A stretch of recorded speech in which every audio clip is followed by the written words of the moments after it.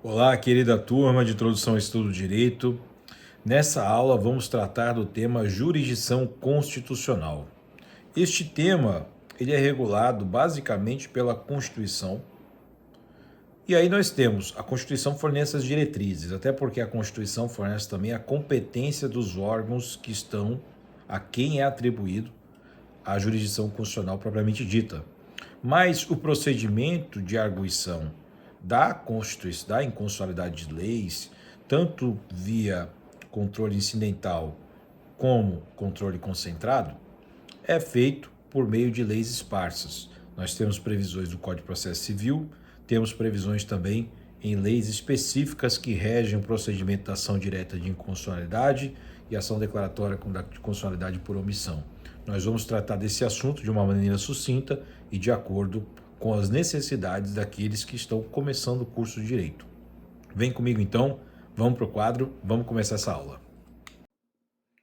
Bom, gente, no primeiro momento nós já podemos ver aqui que é necessário concatenarmos aquilo que está disposto de maneira esparsa na Constituição, ou seja, é necessário que façamos uma interpretação sistemática daquilo que trata do tema controle de constitucionalidade. O que é o controle de constitucionalidade? O controle de constitucionalidade se trata da possibilidade de realizar um juízo em face de atos e leis perante, como parâmetro, tendo por parâmetro a Constituição da República Federativa do Brasil. Então, o objetivo fundamental do controle de constitucionalidade é você verificar se o pacto constitucional está sendo descumprido com a edição daquela lei ou daquele ato administrativo. O objetivo, então, é avaliar, portanto, se aqueles em face dos quais, aqueles que têm o seu poder de legitimidade oriundo da Constituição, estão traindo, ainda que talvez de uma maneira não dolosa, se estão traindo o pacto constitucional, direto ou indiretamente, ou se não, ou se estão agindo dentro dos poderes que lhe foram incumbidos no pacto constitucional. Importante, pessoal, que nós saibamos que o pacto constitucional ele é originado do poder constituinte originário. O que é esse poder constituinte originário? O poder constituinte originário se trata daquele poder que vai...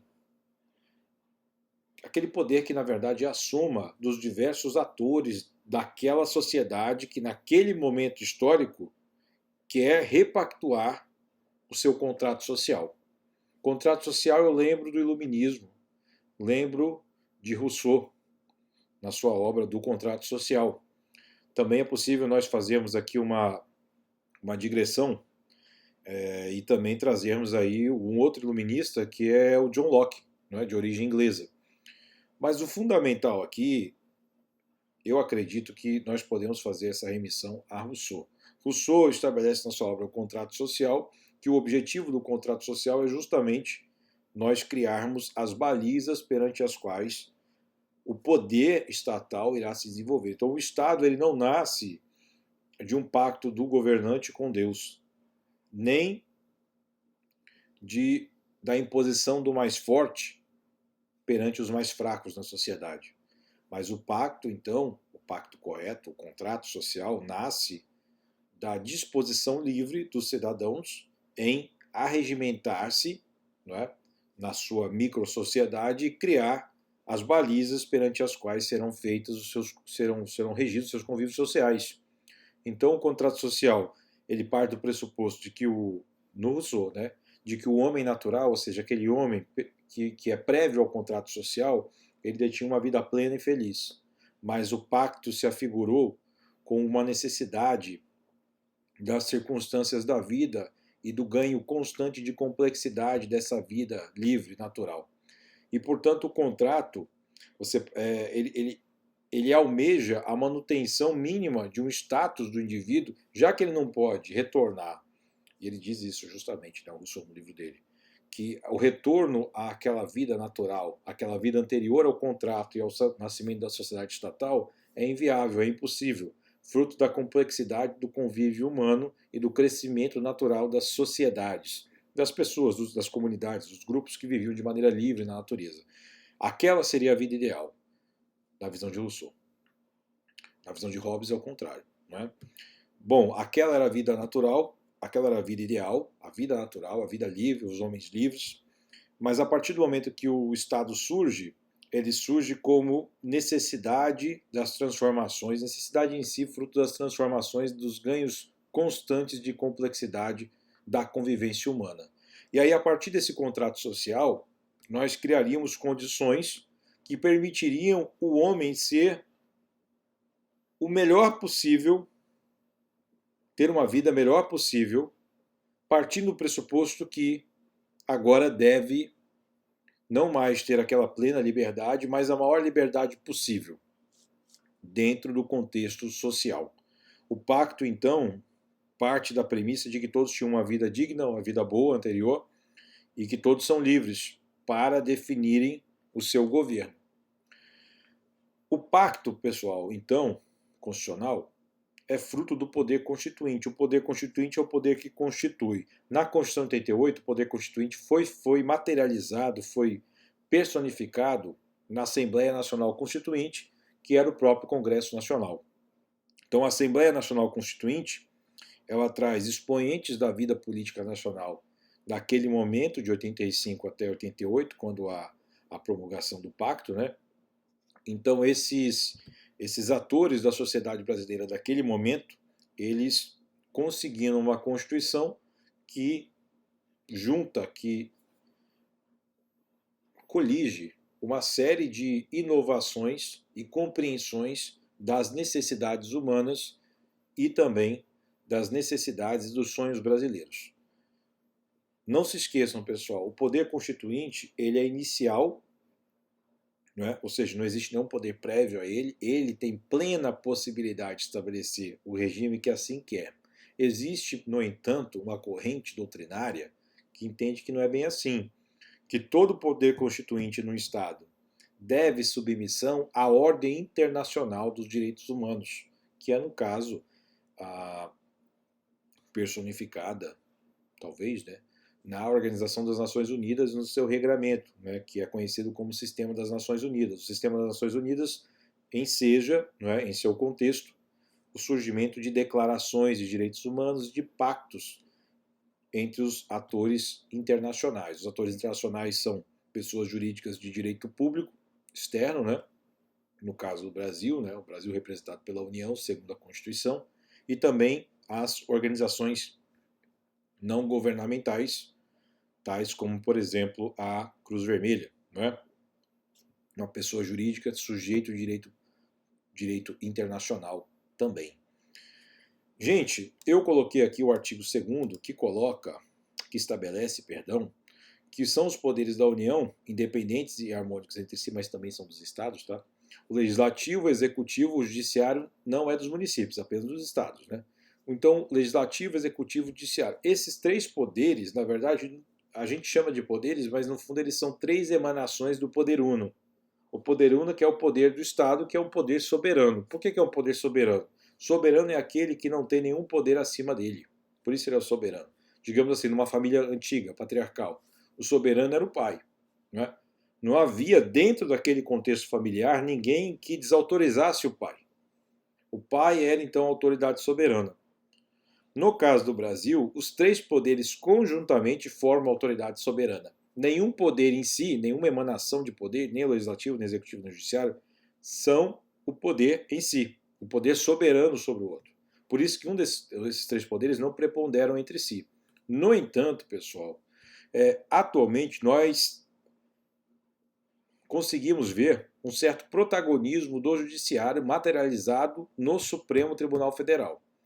E esse protagonismo do judiciário é fruto justamente, não se esqueçam disso, tá? Ele é fruto justamente da jurisdição constitucional. O que é a jurisdição constitucional, portanto?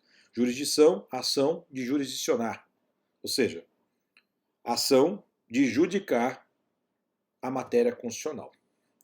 No momento em que nós temos uma Constituição como a brasileira, que é uma Constituição analítica, exemplificativa, uma Constituição que desce aos mínimos detalhes da vida social. Ela autoriza que a jurisdição constitucional fique mais ampla, porque se a Constituição trata de diversas matérias da vida social, eu julgar aquilo que é constitucional vai estar previsto, vai estar dentro do leque de matérias que estão elencadas na Constituição. Então, acompanhe meu raciocínio. Se eu tenho uma Constituição prolixa, né, que esse termo quer dizer uma Constituição que rege diversas matérias, caso uma dessas matérias seja objeto de lei, ela tem que não conflitar com a Constituição, ou seja, ela tem que ser harmônica com a Constituição. Quem vai analisar se essa lei é harmônica ou não com o texto constitucional é o próprio Supremo Tribunal Federal, que detém a jurisdição constitucional. Agora, o Brasil tem uma peculiaridade. O Brasil, ele associa os sistemas de jurisdição constitucional americano e o sistema tradicional inglês. Então, o que ele traz? Ele traz um controle difuso de constitucionalidade e um controle concentrado de constitucionalidade. O que se trata disso, pessoal? Que é calcado nas tradições inglesa, alemã e americana. O controle austríaco concentrado nasce justamente por volta da década de 20, do século passado, 1920, em que o jurista Hans Kelsen, em alemão Hans Kelsen, né, porque em alemão o L é R, não é U. Então, o jurista Hans Kelsen, ele estabelece a necessidade de que o controle de constitucionalidade, dado o grande poder que detém sobre a atuação política de um Estado, o controle de constitucionalidade deve ser feito por um órgão de cúpula, um órgão que lide com propriamente a jurisdição constitucional. Então a jurisdição constitucional estaria concentrada no âmbito daquele órgão. E a arguição de inconstitucionalidade de uma determinada lei por parte do Congresso deveria ser controlada por esse órgão de cúpula. Então percebam que nesse sistema kelseniano, né, digamos assim, esse sistema austríaco da década de 20, pós-Primeira Guerra, mas pré-Segunda Guerra, havia uma proeminência no controle de constitucionalidade do judiciário. O sistema americano nasce por volta do século XIX, né, início do século XIX, 1805, 1803, 1802, e ele tem o seu expoente, né, digamos assim, a sua consolidação inicial, no caso Marbury versus Madison. Então, nesse caso, foi definido lá a possibilidade de um controle difuso, um controle feito de maneira difusa pelos órgãos judiciários contidos, esparramados pelos Estados Unidos. Percebam, os Estados Unidos de 1803 não é os Estados Unidos de hoje, é os Estados Unidos pré-guerra de secessão. Tá? Só para a gente fazer essa distinção aí, eram os Estados Unidos ainda cambaleante, né, digamos assim, pós-guerra de independência em relação ao Reino Unido, mas pré-configuração do Estado norte-americano, tal como nos dias atuais. Gente, então, no Brasil, nós, pela influência de Rui Barbosa, não é, que já era um estudioso da tradição europeia e também da tradição norte-americana, nós congregamos essas duas grandes tradições. Perceba, Rui Barbosa lá atrás, tá? A Constituição de 88, Rui Barbosa já naturalmente havia falecido. E sua influência permanece, né? Sobretudo trazendo o ideal de controle difuso. O Rui Barbosa era um grande estudioso da tradição do direito norte-americano. Então, o direito alemão, não é, que sofre uma derrocada nesse modelo austríaco de Kelsen, ele sofre uma derrocada com o avanço do nazifascismo. Na medida em que o nazifascismo volta à derrocada, ou seja, que cai o regime nazifascista, em 1945 é o marco, né, que se diz que caiu, já reinicia uma nova ordem constitucional alemã. Essa nova ordem constitucional alemã traz de novo a lume a tradição austríaca do controle concentrado. Veja, impossível no regime nazifascista você dar tamanho poder para um órgão colegiado judiciário. Isso seria um sintoma de democracia, não é? O que não havia naquele momento. Havia Estado de Direito, mas não havia democracia. Ou seja, haviam leis, mas não havia uma participação popular diretamente na formulação de suas leis. Nem indiretamente, talvez, né? O fato é o seguinte, gente. Nós temos, então, com a tradição alemã de 1920 retomada a partir de 1945, 1946, na Alemanha Ocidental, nós temos, né, que é a Grundgesetz de Bonn, né, a lei fundamental alemã. Nós temos aí uma retomada do sistema austríaco na Alemanha e a adoção de um modelo que hoje é visto como um modelo de vanguarda, adotado, copiado pelo Brasil, que é o modelo de jurisdição constitucional concentrada. Mas o Brasil não parou por aí. O Brasil, como um dos poucos países, congrega o modelo de controle concentrado no Supremo Tribunal Federal, num órgão de cúpula, e congrega ao mesmo tempo com ele o modelo de controle difuso norte-americano. Essa junção de modelos, que é não digo que é uma invenção brasileira, mas é algo que no Brasil foi adotado, foi incrivelmente adotado, né? Porque nós viemos de um governo de ditadura e como é que conseguiram colocar isso na Constituição?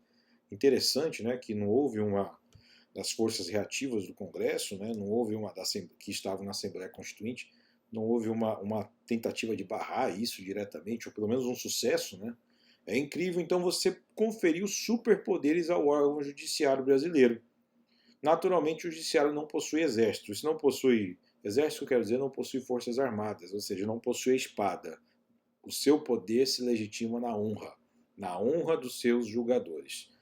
Essa honra faz com que, por vezes, o Supremo Tribunal Federal assuma o papel de órgão contramajoritário, porque suas decisões podem ir de encontro, podem se chocar com posicionamentos da maioria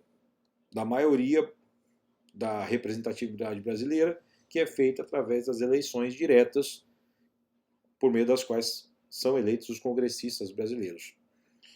O executivo também, não é? Eleição majoritária, por meio da qual periodicamente também se renova o quadro do diretor máximo, né, do presidente, que é o diretor máximo do Poder Executivo da União.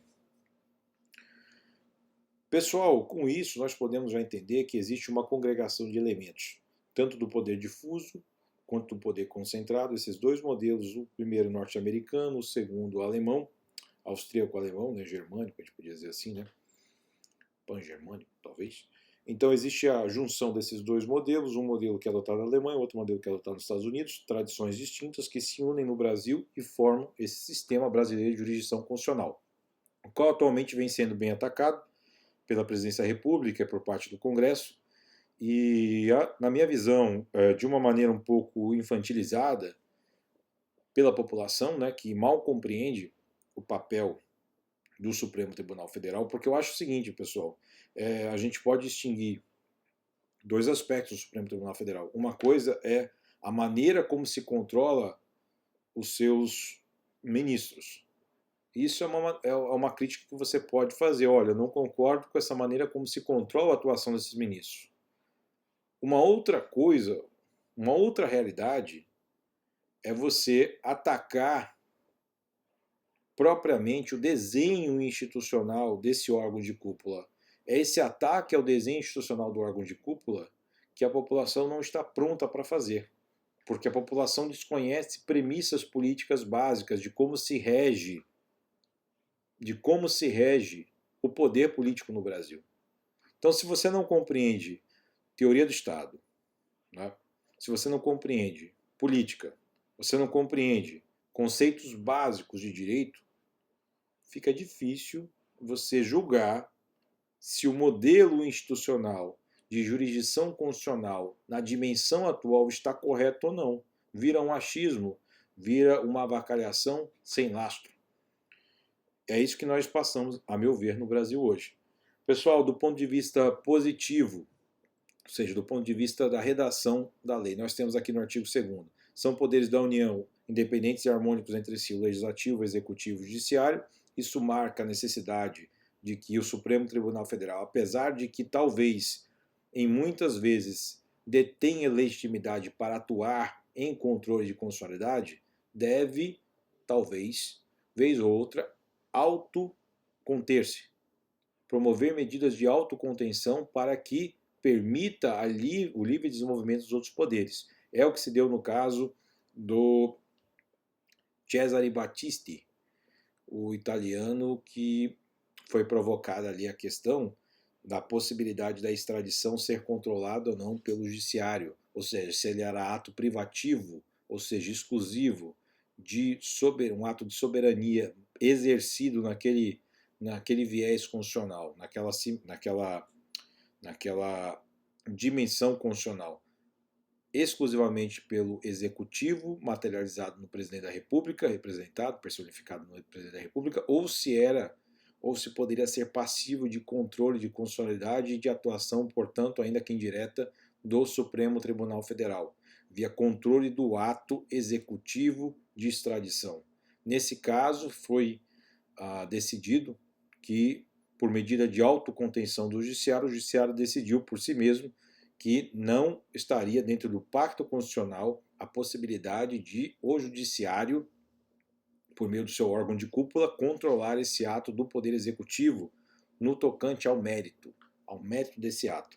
Claro que, naturalmente, em relação aos seus requisitos de validade, né, você poderia, de existência, validade, forma, naturalmente você poderia controlar esse ato, né, ou seja, os requisitos extrínsecos do ato, mas em relação ao conteúdo político em si do ato, a escolha de conveniência e oportunidade do Executivo, era inviável de o Judiciário fazer esse controle em face do ato do Poder Executivo, né? E foi reconhecido que a Constituição previu que isso era medida exclusiva do Executivo e, portanto, caberia ao Judiciário uma medida de autocontenção.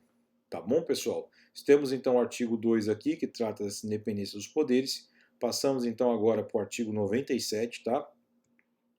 O artigo 97 coloca aqui: somente pelo voto da maioria absoluta de seus membros ou dos membros do respectivo órgão especial poderão os tribunais declarar inconstitucionalidade de lei ou ato normativo do poder público. Isso aqui é a famosa cláusula de reserva de plenário, tá bom? Cláusula de reserva de plenário. Ou seja, não é por decisão monocrática de um desembargador, relator, que se pode declarar uma lei ou ato normativo do poder público inconstitucional. É necessário um controle maior desse poder de declaração de inconstitucionalidade.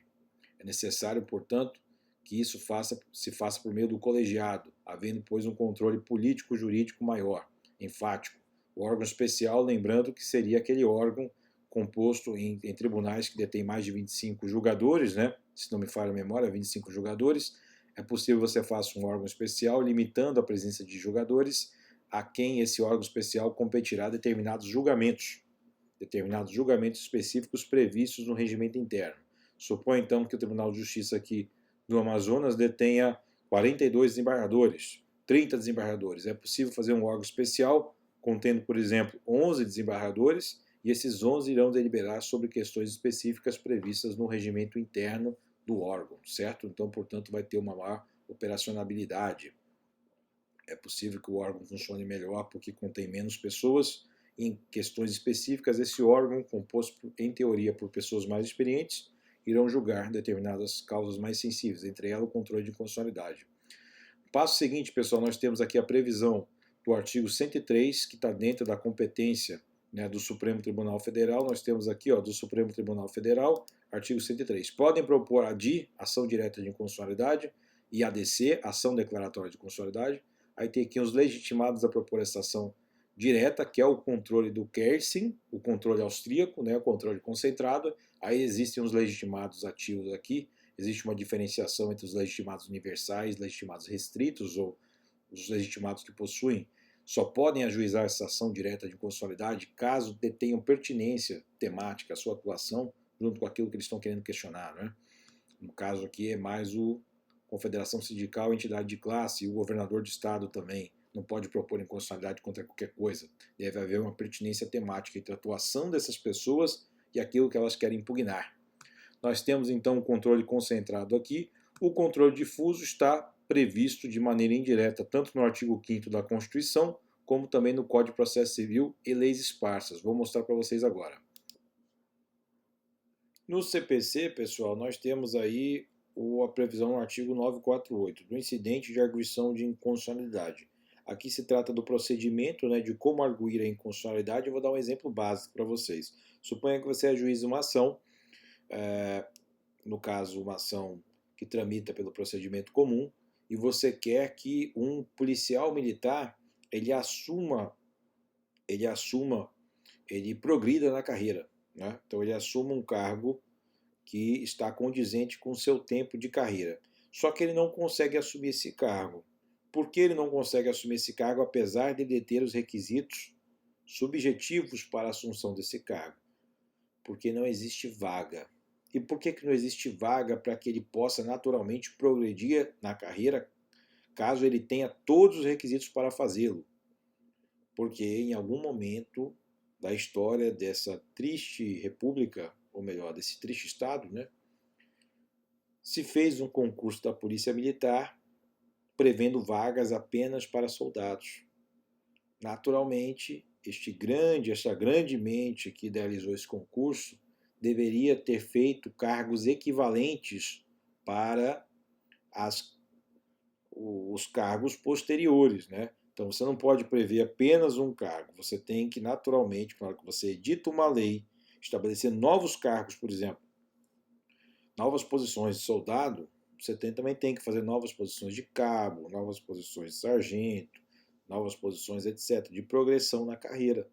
Porque senão a pessoa vai ser soldado para sempre, não é verdade? É algo óbvio. Pois é, algo óbvio para a gente. Para algumas pessoas que estão no controle do estado do Amazonas não foi. Estranhamente, né? Deve ser porque estão lá por mérito, com certeza. Mas, de qualquer maneira, pessoal, houve essa confusão. Então, várias pessoas que detinham requisitos subjetivos para progredirem na carreira não conseguiram ter acesso, né, ao cargo para o qual faziam jus. Então, não podiam progredir na carreira por ausência de previsão legal desses outros cargos. Um erro. E isso, naturalmente, ia impactar o orçamento se o judiciário fizesse isso caso a caso. Então, qual seria uma medida possível para essa pessoa que está sendo prejudicada? Seria, aí vem uma lei e diz o seguinte, olha, suponha, tá pessoal, vem uma lei do Estado e diz o seguinte, nenhum soldado irá progredir para a patente superior enquanto não houver uma lei que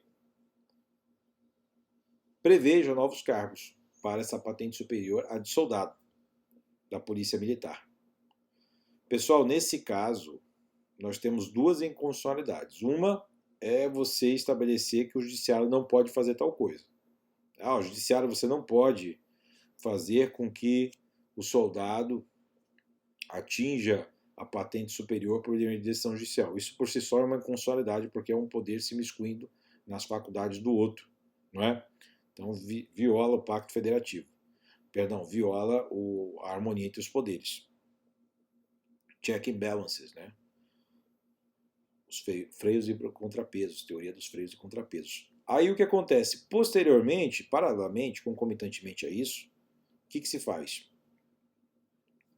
Se diz que ninguém irá progredir enquanto não houver novos cargos para aquela patente superior. Aí você, conhecedor da lei, ajuiza uma ação e pede a declaração incidental de inconstitucionalidade dessa lei, que diz que você que detém, né, que o seu cliente que detém todos os requisitos para progredir na carreira de soldado para a patente superior da Polícia Militar, que ele tenha o direito subjetivo de progredir sim, e que ele tenha as compensações financeiras decorrentes disso, garantidas, não é? Sequestradas mesmo do erário, caso não haja cumprimento voluntário. Pessoal, nesse caso, o que você está pedindo você está provocando um incidente de arguição de inconstitucionalidade, certo? Que aqui vai tramitar perante os desembargadores, tá bom? Então vai haver esse incidente vai ser exigido no âmbito do tribunal local, e, portanto, vai se declarar naturalmente essa lei inconstitucional e vai se garantir, via obrigação de fazer, que esse soldado progrida na carreira tal como manda a ordem natural das coisas, né? Ele não seja vítima desse erro administrativo, que por meio desse erro, da perpetuação desse erro, esse soldado seria soldado para sempre. Pessoal, esse é um exemplo de incidente de inconstitucionalidade. Qualquer dúvida, vocês me procurem por e-mail, tá? Nós encerramos a aula aqui. Essa distinção entre inconstitucionalidade e constitucionalidade. Achei bastante interessante que nós conversamos sobre isso. Um exemplo de controle de constitucionalidade propriamente, vocês vão ver a todo tempo, né? A todo tempo. É necessário também que vocês façam a comparação que existe um controle de inconstitucionalidade de leis estaduais em face da Constituição Estadual e de leis federais ou leis nacionais em face da Constituição Nacional, ou, como alguns dizem, alguns alcunham, Constituição Federal. Tá bom, pessoal? São dois sistemas paralelos que se unem e são regidos pela mesma ótica. A Constituição é o alicerce do ordenamento jurídico, a partir do qual se interpretam todas as leis ordinárias e complementares.